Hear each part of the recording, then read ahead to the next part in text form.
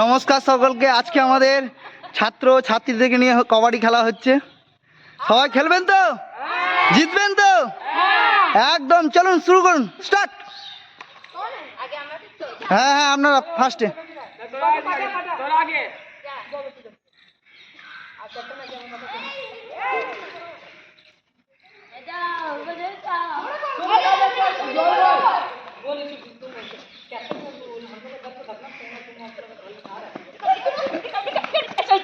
একদম আউট।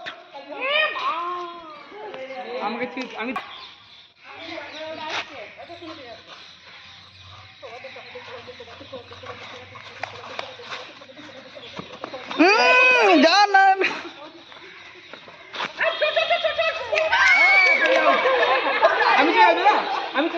হ্যাঁ,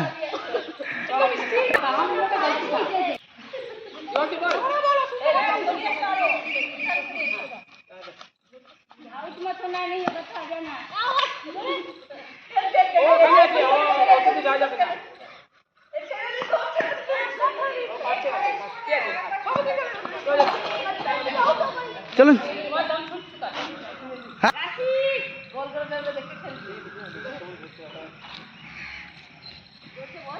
কম আছেন কিন্তু সেটা বুঝে।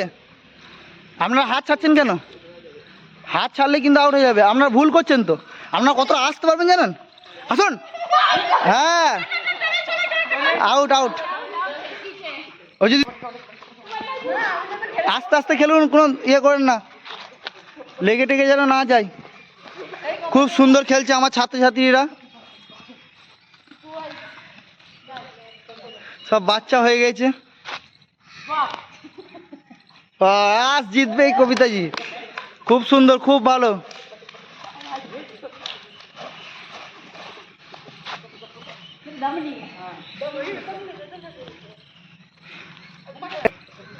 পিছিয়ে যান, ওনার গেছে, ওইদিকে আসুন। কি খেলছেন?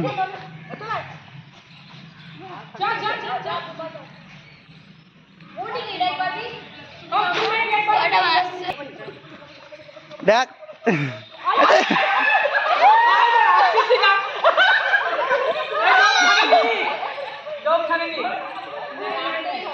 পা ধরে তুলে দেন।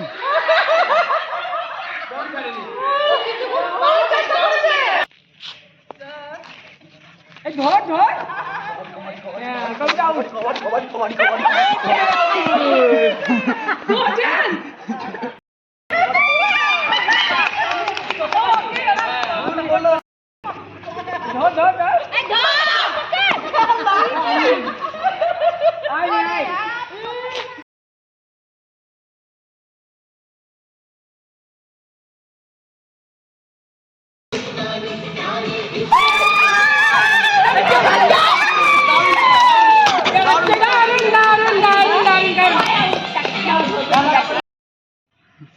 আজ আমাদের ক্লাস থেকে কবাডি খেলা হয়েছে, খুব ভালো লাগলো খেলে, খুব ভালো খেলা হয়েছে।